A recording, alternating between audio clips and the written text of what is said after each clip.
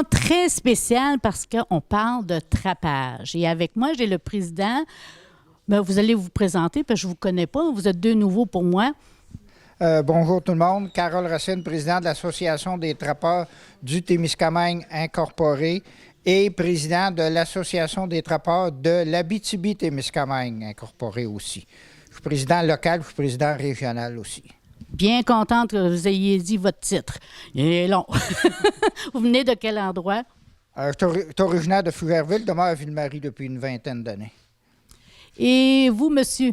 Pascal La Liberté. Moi, je suis administrateur pour le TTI. Puis, ben, tout le monde au Témis me connaît comme le gros trappeur. Ah, c'est ça, j'ai entendu, le gros trappeur. Ah, OK, bien là, je vais pouvoir me mettre un visage. Là, qu'est-ce que vous venez faire? Taxidermiste aussi, très important. Il nous donne beaucoup de petits trucs quand on la finition de nos fourrures. Souvent, ça peut faire la différence du double du prix, comme le lynx ou le coyote, le loup. Ah, bien, c'est très intéressant. On va commencer par le début, là. Ce soir, vous êtes venus ici. J'ai vu que vous avez emmené des animaux. Donc, vous faites une présentation comme le bien faire. De base, ces soirées qu'on organise depuis c'est la troisième année, c'est grâce à une subvention qu'on a eue du ministère Forêt, Faune et Parcs dans le programme Relève. On a été fait une subvention, on paye notre expert pour donner des démonstrations, on paye pour le local, on paye des frais de transport. C'est grâce à cette subvention-là. On s'est aperçu avec le temps que les trappeurs jeunes ou moins jeunes qui commencent à trapper, le problème, c'est quand ils commencent à préparer le fourrure. Ils pognent 3 castors, ça prend 2h30 au premier. Fait que le lendemain, j'avais quelqu'un de gig, justement, il a pogné 3 castors, il a ôté ses pierres, j'ai dit, j'ai pas le temps de les arranger. Fait que le problème, les gens vont se décourager à trapper parce que c'est trop difficile à arranger les fourrures. Fait que là, le but de ces rencontres-là qu'on fait, c'est d'aider les gens à préparer le fourrure, puis en même temps, ça lui laisse plus de temps pour aller trapper. Mais on ne se dit pas trappeur. Parce que vous devez avoir un territoire, et vous devez attraper tant d'animaux par année. Il y a 2 sortes de trappeurs. Il y a les trappeurs qui ont des terrains, des TP, terrains de piégeage assignés. Ils ont l'exclusivité pour ces terrains de piégeage-là. Puis il y a les trappeurs de zone libre. Eux autres peuvent trapper partout. Mais le règlement a été changé il y a à peu près 3 ans aussi. Le trappeur qui a un terrain peut aller trapper sur ses terres à lui ou peut trapper pour une autre personne en autant qu'il y a un papier écrit qui l'autorise à piéger ces animaux-là. Est-ce qu'on doit suivre un cours pour être trappeur avant d'aller chercher un permis de trappeur? Oui, bien justement, je suis formateur PGAF depuis 3 ans pour le Témiscamingue. Oui, c'est ça, ça prend le PGAF, le piégeage gestion d'animaux à fourrure. C'est une fin de semaine de cours, puis il y a un examen, puis c'est un peu comme le cours de carabine. Bon, j'ai pas 20 ans, là, mais quand j'étais jeune, puis on demeurait sur une ferme, on allait trapper des lièvres, etc. Est-ce qu'on avait le droit? Oui, vous aviez le droit. Le lièvre, oui, vous avez le droit de trapper le lièvre. Que je sache, il n'y a pas de permis pour le lièvre. Oui, comme ça prend un permis de colletage du lièvre, mais le lièvre, il n'est pas considéré comme un animal à fourrure. C'est un animal qu'on peut chasser. Puis on peut colleter, trapper pour manger, mais il n'y a pas vraiment de marché pour la fourrure de lièvre. OK. Mais là, ça fait 40 ans passés, et puis il y avait peut-être d'autres petites choses, là, mais en tout cas.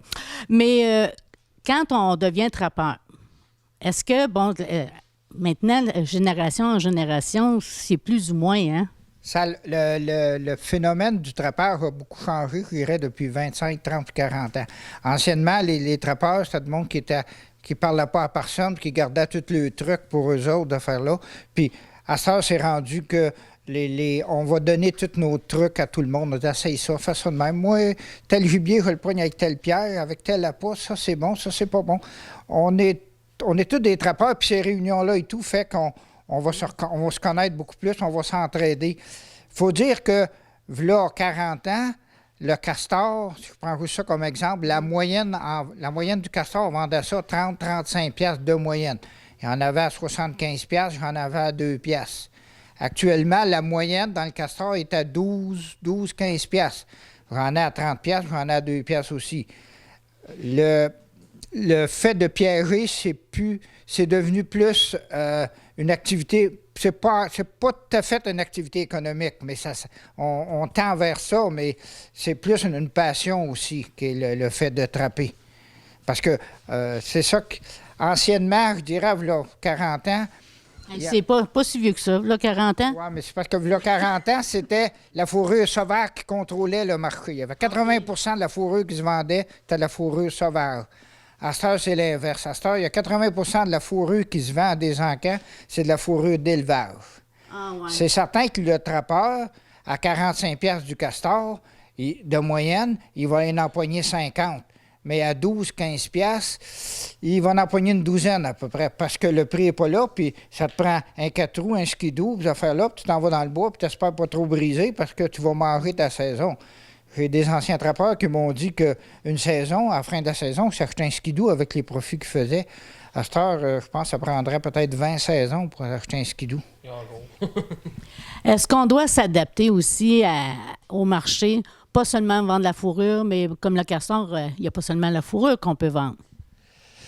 Il y a la viande aussi, mais ça, c'est un côté un peu plus touché. Là. Sujet à vendre la viande, tout ça. Il y a aussi les glandes de castor, le castorium, qui vaut quasiment aussi cher que la peau aujourd'hui. Là.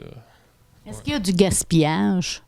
Non. On essaye tout le temps de maximiser.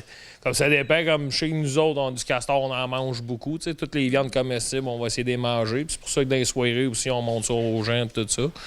Mais le moins possible. Puis qu'est-ce qu'on pense qui se gaspille, dans le fond?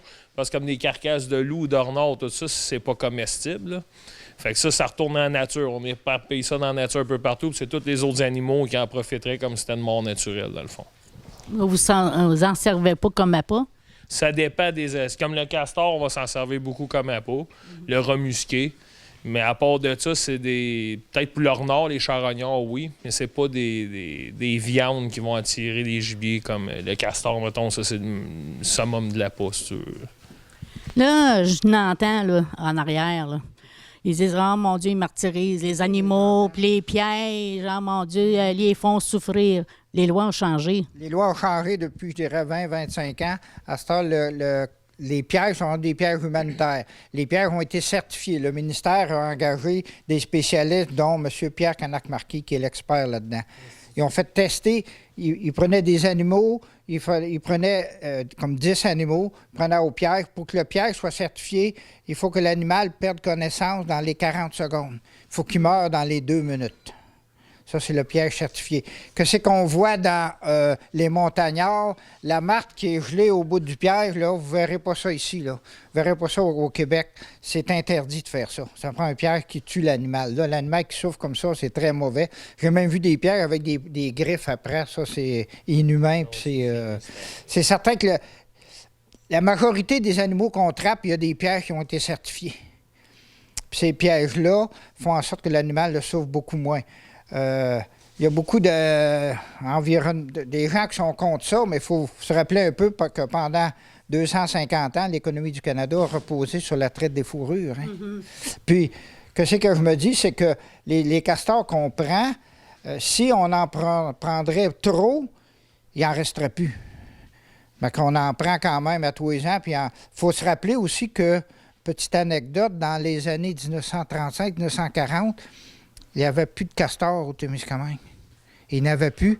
Le castor, dans ce temps-là, le castor se vendait 1 pièce du pouce. Fait que si je prends un castor, 30 plus 40, ça fait 70 pièces. Puis dans ce temps-là, un homme gagnait 1,5 pièce par jour. Fait que les trappeurs, le gars prenait 2 pièces, s'en allait dans le bois, puis il y avait un castor là, il restait là tant qu'il ne le pognait pas, parce que c'était 2 mois, 3 mois d'ouvrage. Mm-hmm. Le castor a diminué tellement que le loup, qui est le principal prédateur du castor, a fini par l'éliminer au Témiscamingue. En ce moment-là, ils ont été chez 2 ou 3, qu'on me dit, 2 ou 3 couples dans l'Abitibi qui ont mis le coin de la tulipe, puis ils avaient engagé des gens spécialement juste pour les guetter, puis le castor s'est remultiplié. À ce temps, on n'a plus ce problème-là. Puis, que je dirais que avec les compagnies forestières qui bûchent cette affaire-là, le castor adore ça, c'est merveilleux. Ils font un beau pont, lui, il bouche le ponceau, puis il fait sa dame-là. Il faut dire que dans la nature, dans toute la nature, le castor est le seul animal qui contrôle son environnement.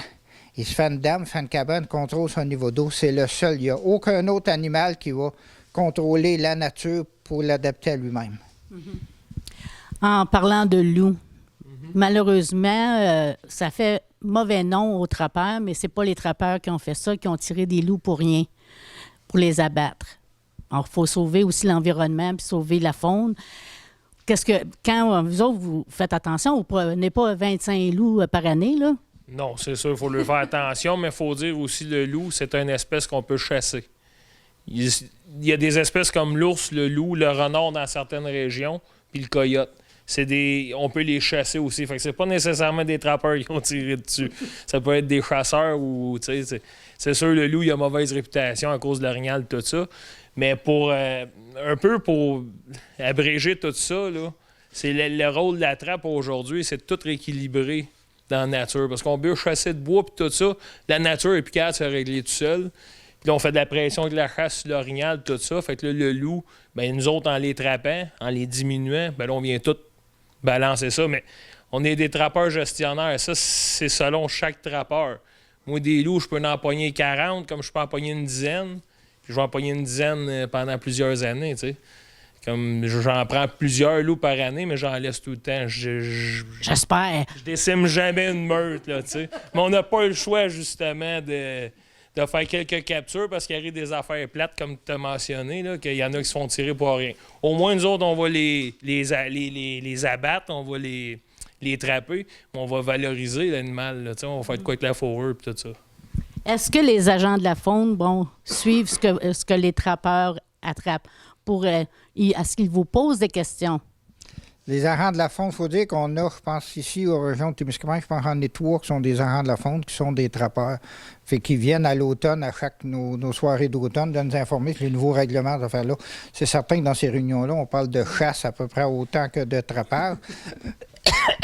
Mais ils sont conscientisés, les agents de conservation de la faune sont conscientisés à ça. Puis ils sont... on a une très bonne collaboration entre les trappeurs et eux autres. Puis on se rencontre souvent à l'automne. Puis on est... En tout cas, ils nous donnent des renseignements, on leur en donne d'affaires là, puis on s'échange des connaissances. C'est toujours très... aussi avec les gardes de chasse. Moi, je fais beaucoup d'ours de déprédation, des ours nuisibles. Ça arrive souvent qu'ils m'appellent, puis je vais aller le trapper, là, quand on n'a pas besoin de cage, mettons. Là, je vois plusieurs jeunes, en tout cas, parce que je viens de me tourner, il y en a plusieurs d'arrivés, d'en voyer quelques-uns, là. Mais eux autres, ils aiment ça apprendre. Mais là, vous allez leur apprendre le bien faire, comment faire et le pourquoi. C'est en plein ça. La relève, est, comme dans n'importe quoi, est très difficile à former. Le but de ces cours-là qu'on fait depuis 3 ans, c'est d'essayer de former de la relève, lui donner le goût de faire ça. Je voudrais ouvrir une petite parenthèse par rapport à la déprédation, c'est-à-dire le castor nuisible.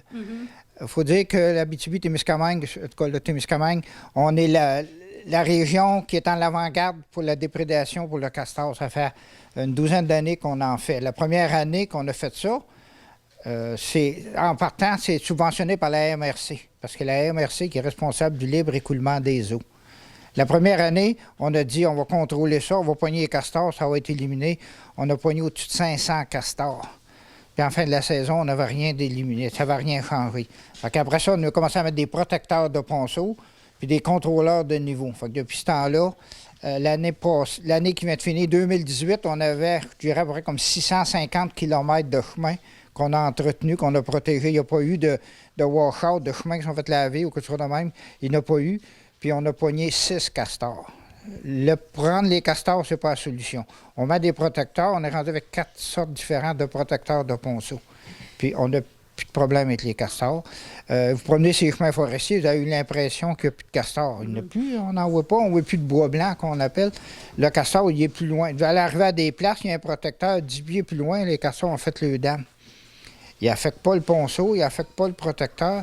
Ils ne nous dérangent pas, on ne les dérange pas. On fait ça de la cohabitation. Ce qui permet à l'automne, le trappeur, que c'est son terrain, lui, c'est facile de les pogner, ces castors-là. Fait que lui, il contrôle ça. Fait que à ce moment-là, tout le monde est regagnant là-dedans. Fait que ceux ça existe.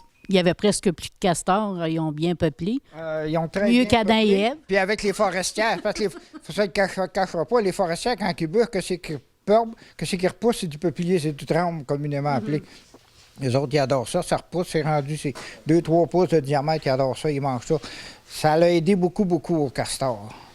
Par contre, il y a d'autres sortes qui ont eu plus de misère, mais on vit avec. Combien de trappeurs à peu près seulement pour le Témiscamingue? À peu près Comme 80. 80 au Témiscamingue, 80. 200 Ah, en Abitibi-Témiscamingue. Une centaine. Je dirais qu'on est rendu une centaine parce que l'association, on est passé, nous avions 63 membres. C'est vrai qu'il y en a 4-5 qui viennent de l'extérieur, là, mais oui. C'est une... si je regarde pour la Fédération des trappeurs gestionnaires du Québec, l'Abitibi-Témiscamingue, on est la 2e région pour le nombre de trappeurs enregistrés qui sont membres de l'association. On avait l'année passée 309 membres. La grosse association, on en a 400. Fait que c'est quand même... faut dire que 60 l'année passée, je pense que c'est 68-69 du castor qui a été pogné en Abitibi-Témiscamingue. Fait qu'on est dans la région qui a ça aussi. Fait que c'est ça qui fait qu'on en a beaucoup. Ça fait beaucoup tard, hein, la vente de fourrure, parce que là, Brigitte Bardot et compagnie, là. Bon, est-ce que maintenant, les gens réapprennent à aimer la fourrure? Oui? Ben oui, le monde commence à avoir une meilleure ouverture à la fourrure sauvage. Parce que le monde comprenne qu'un manteau de fourrure synthétique, ça prend à peu près un baril et demi de pétrole à faire, puis ça va prendre 100 000 ans à se décomposer. Tandis qu'au magasin chez nous, j'ai un côte de fourrure qui a 125 ans. Il est fragile, là, mais il est encore vivant. Là. Puis tu vois, un mois au dépotoir, puis il serait décomposé. Tu sais, c'est beaucoup plus biologique, si tu veux. Puis la fourrure sauvage, si t'en prends soin, tes mitaines, tes bottes, mais tu vas avoir ça 30-40 ans comparé à un manteau de plastique du Walmart, tu vas avoir ça pendant 2 ans, ça va être fini. Là. Le monde sont beaucoup plus conscients de... Puis il y a eu beaucoup de désinformation des anti-fourrures et tout ça. Tu sais, Brigitte Bardot, tout ça, ils nous ont mis dans le même panier que les chasseurs de phoques puis tout ça. Tu sais. C'est ça qui a fait mal à tout ça. Là. Mais aujourd'hui, oui, ça recommence. Là. Pas vite, pas assez, mais tranquillement, ça... Oui. Puis fait sans cruauté. C'est ça qui est important. Parce que là, les gens pensent seulement au sang. Et... On parle de Brigitte Bardot. Brigitte Bardot qui vient de la France. En France, le renard, le raton, le rat musqué, ces affaires-là, ils les empoisonnent, eux autres. C'est des bêtes nuisibles. Fait qu'on n'a pas de nouvelles, on n'a pas de commentaires ou on n'a pas de leçons à recevoir des Français là-dessus. On n'a pas pantoute. C'est pas, puis les croyances populaires que le sang, tout ça, c'est on veut pas que notre fourrure soit pleine de sang, là, va vouloir moins cher. Puis on veut pas que l'animal, il souffre, qu'il se blesse, parce que la fourrure va être maganée, puis c'est ça qu'on veut, nous autres. Fait que, tu sais, c'est toute de la désinformation encore là. Merci beaucoup, messieurs, parce que là, les gens attendent. Hein? Ils sont impatients. Il faut montrer l'intéressement de tout le monde. En tout cas, on est très surpris, on est très agréablement surpris. On ne se cachera pas. Quand on a décidé de venir à Témiscamingue, suite aux recommandations de M. Michel Duval, comme je pensais qu'il y en aurait peut-être 7, 8, 10 par soirée. Et c'est ici qu'on a nos plus grosses foules chaque soir d'apprêtage de fourrure. On est très heureux de ça. Bien, merci à vous deux et bon succès ce soir. Oui, merci.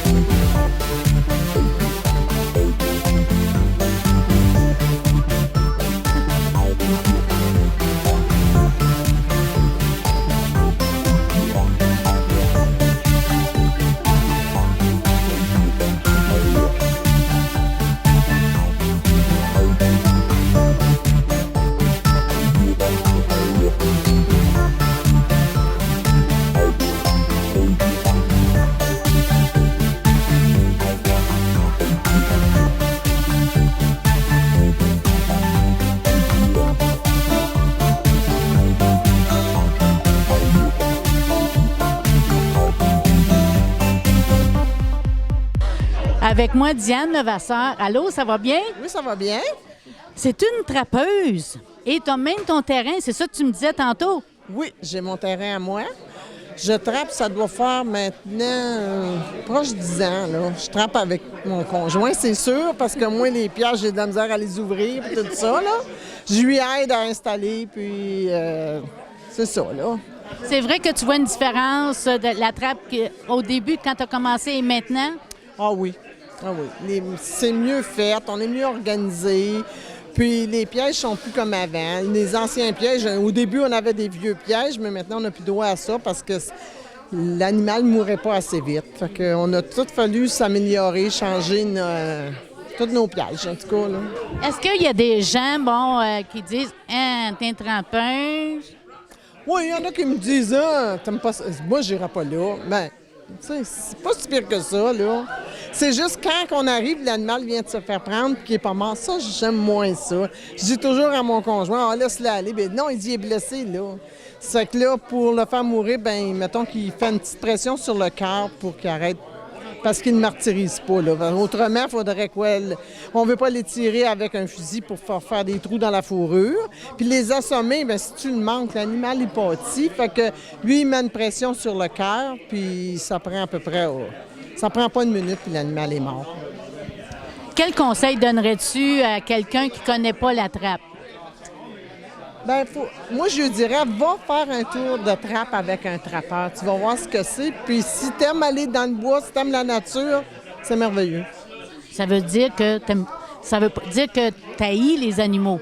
Non, non, moi, j'adore les animaux. J'ai toujours eu des chiens, des chats. J'adore les animaux. C'est ça. Fait que là, j'en ai plus parce que quand je me suis blessée, on est obligé de faire de mon animal, là, mais non, j'adore les animaux.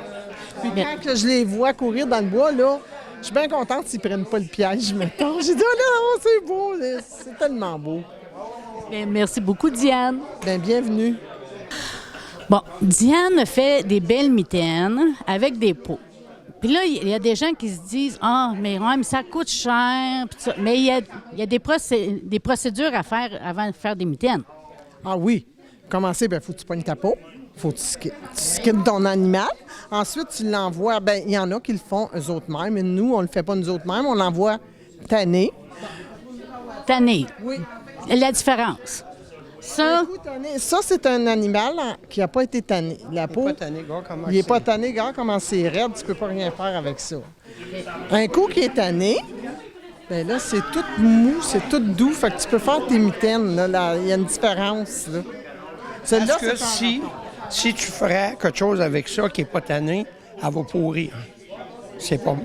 parce que c'est un restant de chair qui est séché. Un restant de chair. Eux autres mettent ça dans du chimique, puis ils appellent ça une baratte. Là. Puis ça enlève tout le restant de la viande, puis la graisse, puis ça devient comme de l'autre, le raton ici, là, qui est tout mou, puis là, elle peut faire ses mitaines avec ça. Il y en a qui font des chapeaux, n'importe quoi. Oui, je sais, j'ai déjà tanné de l'orignal et ça sent pas bon. Et on gratte, et on gratte, et on gratte, et on gratte. Et c'est long. Mais c'est ça, c'est beaucoup de travail. Donc, c'est encore des sous, des dépenses. Fait que là, tu as dépensé pour aller dans le bois. Tu as dépensé pour tes appâts. On va essayer de penser à tout, là. Ah oui, tes pièges. C'est vrai, Camille. Après ça? On arrête du stuff pour des leurres qu'ils appellent, pour mettre sur nos appâts pour attirer l'animal. Fait qu'on arrête tout ça. Après ça, la dépense du skidoo avec le gaz ou le troc monté à ton compte. Tout dépend. Il y en a qui sont proches, puis il y en a d'autres qu'il faut qu'ils fassent 100 km pour se rendre à leur compte. Fait que c'est toute l'addition que tu mets à la fin, plus l'ouvrage. Faut pas que tu calcules ton ouvrage. Bien, c'est ça. Fait que c'est pour ça que les prix sont un peu plus hauts. Puis tu n'as pas ça à douzaine non plus, là. Non, c'est ça. Comme le loup, comme tu as dans les mains dans le moment, là, je vais faire peut-être 2 paires de mitaines avec. OK? Tout dépendant de la grandeur. Une paire d'adultes, probablement, puis une paire d'enfants. OK? Fait que lui, là, il nous a coûté quand même beaucoup d'argent. Il m'a coûté, je pense, c'est 70 ou 80 $ pour le faire tanner. Fait que moi, il y a mon travail. Il faut que je mette de l'intérieur. Il faut que j'achète du cuir. D'habitude, j'achète pas mal de cuir d'orignal. Une peau, c'est pas. Un morceau, c'est pas tellement grand. Je le paye de 80 à 120 $. Puis souvent, il y a des trous, fait que faut que je travaille dedans pour avoir mes morceaux. Fait que, à la fin du compte, moi, je le vends normalement, là, quand elle est toute en fourrure, dépendant de la grandeur, 200 à 250 $. Mais pour la faire, moi, elle m'a coûté tout de bien 175. Fait que dans le fond, je fais pas beaucoup d'argent juste pour le coude, là. Puis ça me prend beaucoup d'heures quand même, là. Faut pas que tu fasses ça pour l'argent. Tu fais ça pour le plaisir d'être dans le bois, t'amuser, puis en plein air. C'est pour ça. La plupart des trappeurs, c'est ça qu'ils font. Et ça garde au chaud. Pour vrai. Oui, des mitaines, les chapeaux, les bottes. Nous autres, on fait pas les bottes, c'est sûr qu'on les achète. Même le gros trappeur, ils en ont chez eux, ils les commandent d'ailleurs parce que c'est tout un travail, faire une paire de bottes, là. Mais il y a beaucoup qui font des mocassins puis ils mettent de la fourrure après les mocassins, par exemple. Oui. Oui, c'est vrai. Des mocs-là. C'est ça. Merci beaucoup à vous deux. Et c'était Camille Levasseur. On a oublié de le présenter. Merci, Camille. C'est ça. Ça fait 3 ans, là, ils viennent ici 3 à 4 fois, 3 ou 4 semaines de fil. Puis ça me fait ils viennent dans le garage, on a du fun. C'est un plaisir. Bien, merci de votre invitation. Bienvenue.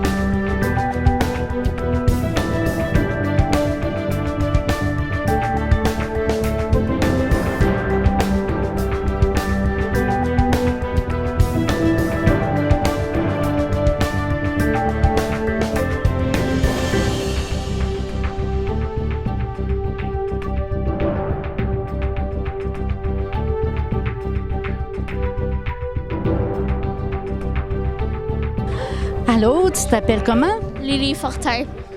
Lily, tu as travaillé après une peau. Comment tu as trouvé ça? Digger. Dégueu. Ouais. Qu'est-ce que tu as trouvé? L'odeur ou travailler après la peau? Que genre c'était mort puis c'était ouvert. Fait que t'as pas aimé le feeling quand tu touches. Ouais, puis j'aime pas voir genre des animaux morts. Ouais. Mais comment ça se fait que tu es ici d'abord? Parce que mes amis allaient. Te regrettes-tu? Non, pas vraiment. Ben là, tu vois que c'est beaucoup de travail. Ouais, ouais. C'est minutieux, hein? Ça veut dire quoi? Ça veut dire qu'on fait très, très attention pour pas briser. Ouais, ouais. As-tu fait attention, toi? Ouais. Oui. Parce que tu faisais attention pour pas que ça bouge? Ouais. J'y ai bien pensé. Merci beaucoup. Bonne soirée. Toi aussi. La jeune fille qu'on a fait l'entrevue avec est végétarienne. Pauvre elle est vraiment brave. En tout cas, elle a suivi les amis, mais elle a fait ça. Mais toi, est-ce que tu es végétarien? Non. Non. Ah, OK. Ton nom, c'est quoi? Elliot. Elliot. Brunette. Bon, je t'ai vu faire. Tu es très minutieux. Tu fais attention. Qu'est-ce que tu faisais? As-tu aimé ça? Ouais. Même si c'est un animal mort? Ouais. Oui, hein? Est-ce que tes parents font de la trappe et ont déjà attrapé des animaux? Non. Non. Ma père chasse, là. Ah, OK. Ouais. Fait qu'il t'a déjà emmené à la chasse? Ouais. Oui. Ah, ben, fait que c'est très intéressant d'apprendre, hein? Tu vois, c'est beaucoup de travail. Oui. Ouais. Fait que, en tout cas, merci beaucoup. Puis j'espère que tu vas passer une belle soirée parce qu'il n'a pas terminé, lui, là. Bienvenue. Ouais. Bye. Allô, Julie? Bonjour Chantal. Hey, les jeunes sont intéressés? Oui, beaucoup. Même s'il y en a qui sont végés, ils sont courageuses. C'est différent. C'est quoi que les... Oui. Ils nous impressionnent vraiment beaucoup, sérieusement. Là, c'est une nouvelle venue. Qui est-ce? C'est Cindy Gauthier-Bastien. Elle travaille avec nous maintenant depuis à peu près 3 mois. C'est elle qui travaille en soirée pour accueillir les jeunes à la Maison des jeunes. Donc, la jeune fille là, qui est végétarienne. Elle l'était, je pense. Ouais. Je sais pas où elle est rendue où là-dedans, mais oui, oui. Mais on voit que les animaux morts, là, ça l'intéresse pas. Je m'identifie un peu à elle. Là, j'ai un peu les mêmes réticences qu'elle. Fait que oui, c'est un gros... c'est le fun d'être là puis de voir ça. Autant qu'il y en a que ça les dérange pas, il y en a d'autres, mais ils sont venus pareil, puis ils participent. Ça nous sort de notre zone de confort. C'est ça que je trouve beau, tu sais, que même malgré les réticences, qui osent puis qui essayent, là. Oui. Là, le président a expliqué un peu c'est quoi la trappe, comment ça se fait. Est-ce que il y a des idées préconçues que vous aviez, que maintenant, ben là, vous avez compris un peu plus? Pour moi, non. J'ai assisté l'année passée avec un groupe de jeunes, puis ça m'a ouvert les yeux sur différentes choses. Mais c'est toujours la curiosité qui nous pousse à venir à cette activité-là. C'est vraiment la curiosité, puis les jeunes, ils veulent. Puis les jeunes, c'est de quoi vraiment différent. C'est rare qu'on a ça à Témiscamingue. Je pense que c'est super important qu'on l'offre. Puis si les jeunes, ça leur tente, on embarque, puis on y va. C'est la génération future. Mais là, on parle d'une autre génération. Est-ce que tu en as pris sur la trappe? Bien, définitivement. Moi, j'avais jamais vu ça ou, tu sais, on en entend parler, mais de le voir là, c'est sûr que c'est autre chose, oui.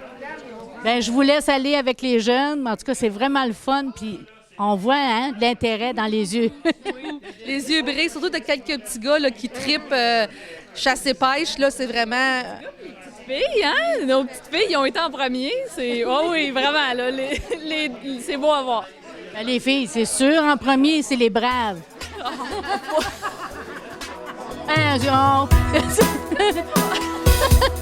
Merci à vous deux.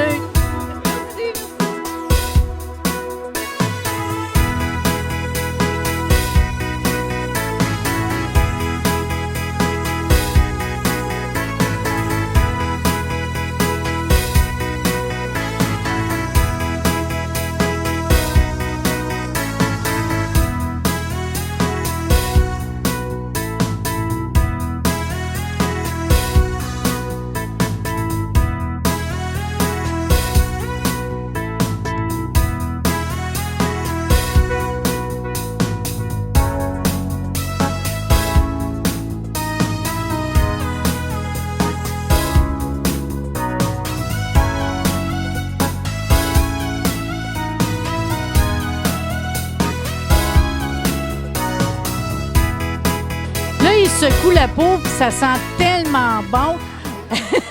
L'odeur de la nature. Mais comment tu as trouvé ça avec plein de jeunes? Tu étais entouré vraiment de jeunes, plusieurs? J'ai eu l'habitude un peu, je pourrais dire, mais on aime tout. Moi, j'ai eu la chance. Moi, je suis trappeur de 4e génération. On peut dire 3 sûres et certaines. Moi, j'ai eu la chance de venir au monde d'une famille de trappeurs. Ça m'a été imposé, bien, j'aimais ça.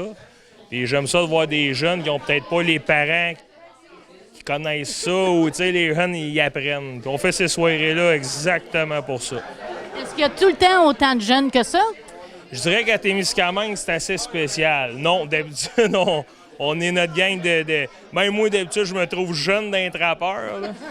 Mais non, mais c'est le fun, ça en prend de ça. Oui, on est bien, bien contents. En tout cas, il y avait de tous les visages. Hein? Il y avait des ha-ha, puis il y en a d'autres. Ben, ce que j'ai expliqué aux jeunes, tu as le droit de pas aimer ça. C'est déjà que tu as une ouverture de venir voir, puis tout. Déjà là, c'est un premier pas. Faut pas les obliger, faut pas les... Puis tu vois, ils restent, fait que c'est bon signe. Oui, j'ai trouvé ça bon, parce que même si ça sentait pas bon, il demeurait là. Non, c'est ça, ça arrive. C'est la beauté de l'affaire. Mon étude, t'es sans plus. Eux autres les sentaient. Ouais, c'est sûr, ouais. En tout cas, merci beaucoup. C'est moi qui vous remercie. Puis j'espère que vous allez revenir. Bien, c'est bien certain. Là, c'est déjà la fin pour l'émission. Comment vous avez trouvé l'expérience avec les jeunes? Agréablement surpris, très intéressant. On devrait faire ça à tous les soirs. C'est très motivant. J'adore faire ça. C'est mes 2 experts de l'année passée. Les nouveaux de l'année passée qui sont rendus des experts, ils s'en viennent bons, là. Ils vont le faire. Puis c'est assurer la relève. En même temps, ça motive les gens à aller dans la forêt, à connaître la forêt, connaître la faune. Ça les attire plus à la nature. La nature, c'est toujours sereine, c'est toujours calme. ça va aider les gens. Puis on est dans la nature, puis on est dans la région qu'il y en a. Puis profitez de l'été, profitez de l'hiver, profitez de la nature. Puis soyez en santé, puis soyez heureux. Merci beaucoup. Merci beaucoup à vous. C'est très agréable d'être là. Nos plus gros groupes sont toujours à Témiscamingue. C'est des gens enthousiastes, c'est des gens accueillants. Merci beaucoup à Camille et Diane pour nous avoir accueillis. Ça fait 3 ans qu'on vient ici. On est toujours très bien accueillis. Les gens de Témiscamingue, c'est des gens accueillants. Merci beaucoup.